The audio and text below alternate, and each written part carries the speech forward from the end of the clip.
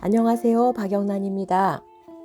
오늘은 유현주님의 어디서 살 것인가 186쪽에서 190쪽까지 읽겠습니다.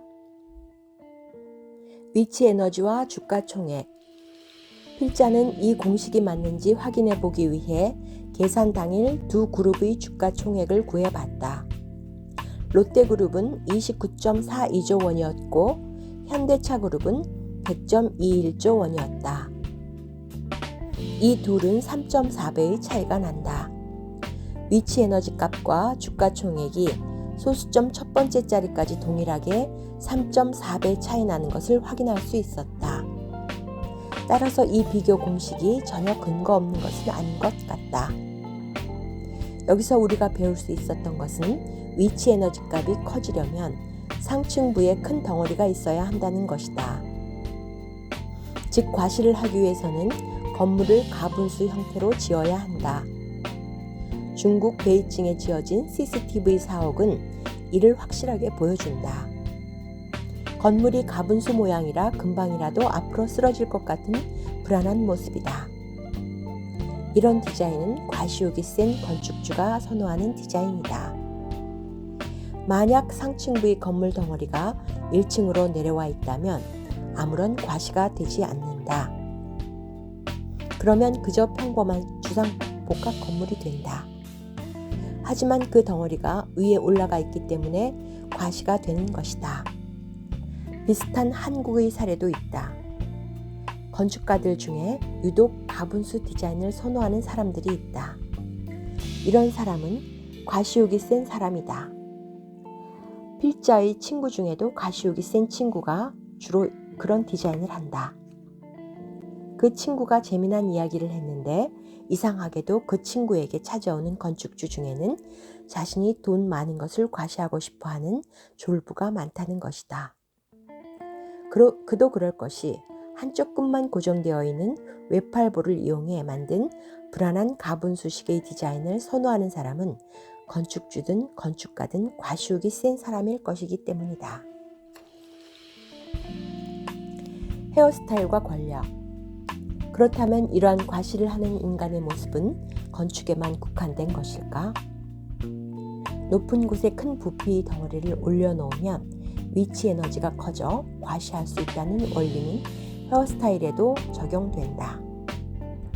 우리는 머리를 매만질 때 스프레이나 왁스를 써서 정수리 부분의 머리를 세우거나 볼륨감을 키운다.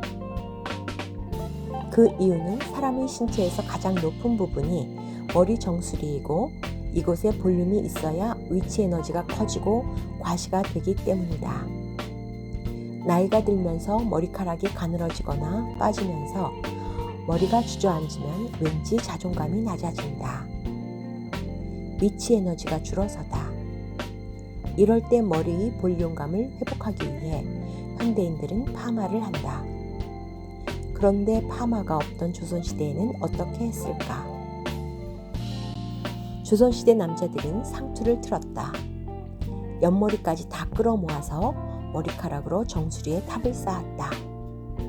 M자형으로 탈모된 이마를 가리기 위해 밴드도 했고 그것도 모자라 갓을 써서 머리 볼륨감을 더 키웠다. 갓은 머리카락과 가장 비슷한 재료인 말총을 가지고 볼륨감이 큰 모양을 만든 것이다. 양반의 갓은 높았고 중인의 갓은 낮았다. 이 높이와 부피 차이가 신분의 차등을 보여준다. 대감님은 집에서도 따로 쓰는 실내용 갓이 있었는데 마치 드래곤볼의 손오공이 초사의 연인이 되었을 때의 헤어스타일 마냥 삐죽삐죽 올라간 모양이 볼륨감을 준다. 그리고 그 모양은 왕관을 연상케 한다. 신라시대 금관을 포함해 모든 왕관은 대체로 머리 위로 삐죽삐죽 올라간 모양새를 띠고 있다. 머리 위치 에너지를 높이기 위한 디자인 장치다. 조선시대 여성의 경우에는 뒤로 따온 머리를 위로 둘둘 말아 높이 쌓은 가채를 했다. 이 역시 위치 에너지를 통한 과시다. 영국 신사들도 큰 볼륨감의 신사모를 썼고 귀족들은 대머리를 숨기기 위해 가발을 썼다. 반대의 경우도 있다. 청나라 시대의 변발은 정수리까지 모두 삭발한 뒷머리만 남겨놓는 헤어스타일이다. 아마도 권력자가 대머리가 아니었을까 추측해본다.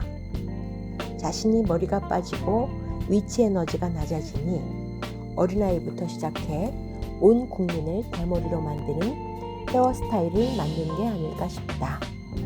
헤어스타일 권력의 하향 평준화라고 할 수 있다. 오늘은 여기까지입니다. 다가오는 새 봄날에도 모두가 행복한 일상 되시길 소망합니다.